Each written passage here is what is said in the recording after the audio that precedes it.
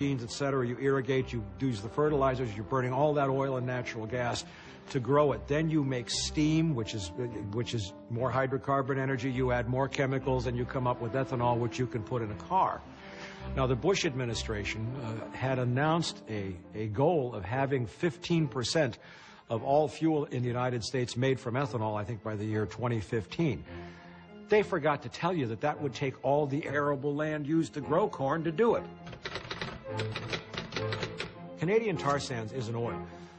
It is a very, very thick, sticky, obnoxious substance that's mixed in with sand at levels 200, 300, 400, 500 feet in layers beneath the soil. This is in Alberta.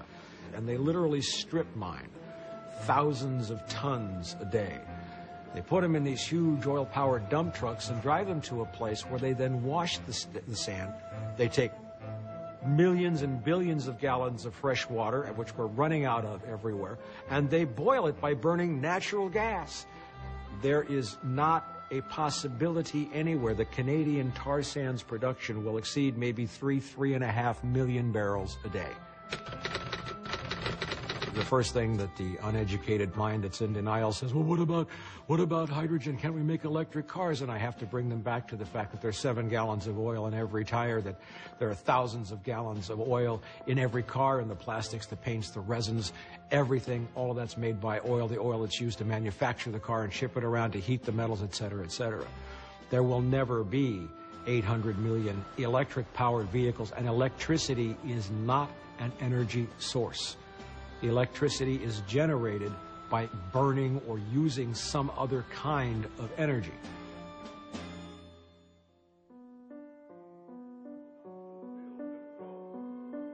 Today, freedom and power are woven together. The invisible battalions of electric power turn out autos and airplanes. It's clear that electricity is the key to industrial civilization in that it powers our refrigeration. It runs the water pumps that pump water out of the New York subway system every day. It allows us to commute electronically, charge our cell phone batteries, preserve food, run operating rooms, etc. The subject of alternative energies. There is no such thing as clean coal, and there never, ever will be. Why?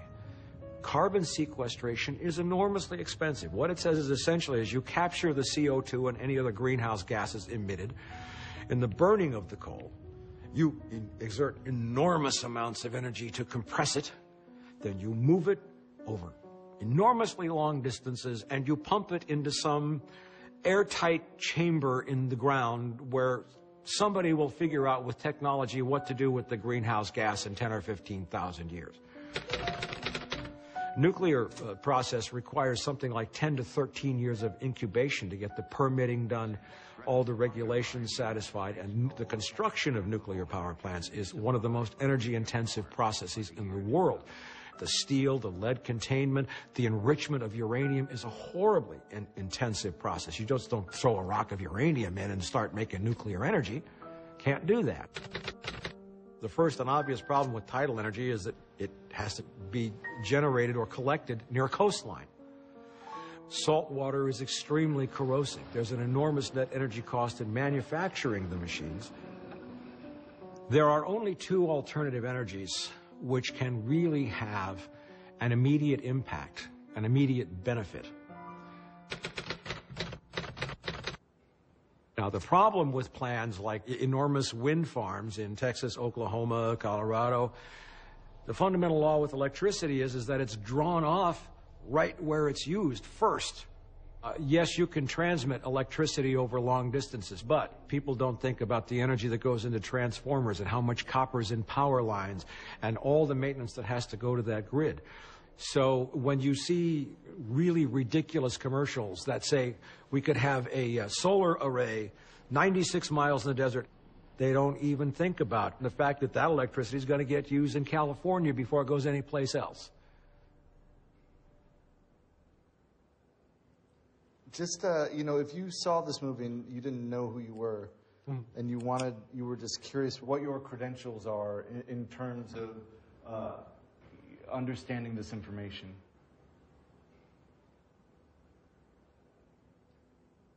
I have a bachelor's degree in political science with honors from UCLA, 1973.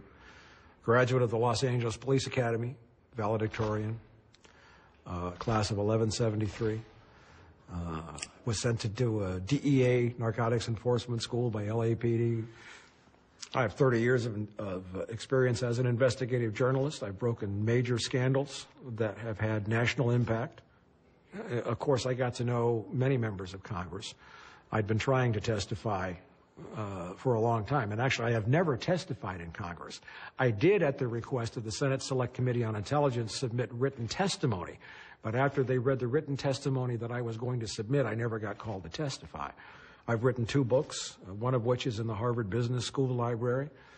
I've lectured at universities all over the country and in many countries. People wonder, how this guy with a bachelor's degree from UCLA came to know all this shit. Well, this comes from 30 years of learning how to scan mainstream media and read it.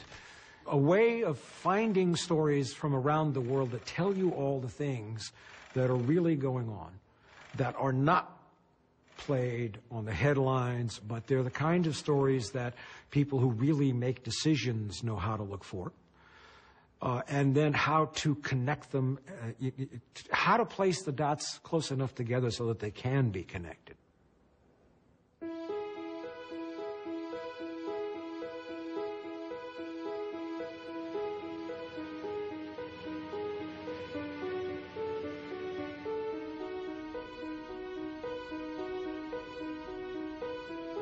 The soil is the place from which all plant matter gets its nutrients.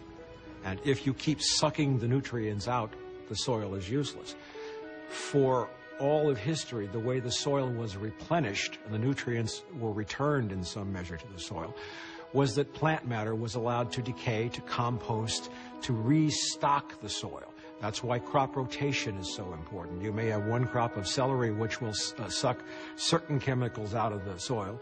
Another crop, wheat or something else, may return those same chemicals to the soil. So the soil maintains a balance.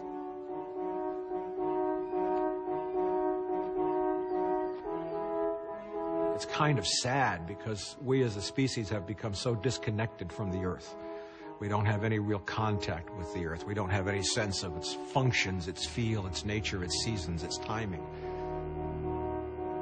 First of all, the topsoil on which food is grown now is nothing more than a sponge onto which we pour chemicals that we get from oil and natural gas.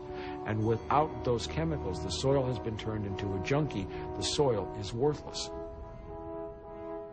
So when you plant a crop now, what happens is you drive an oil-powered machine, drives along, and it plows. Then you drive another oil-powered machine, and it drives along, and it plants.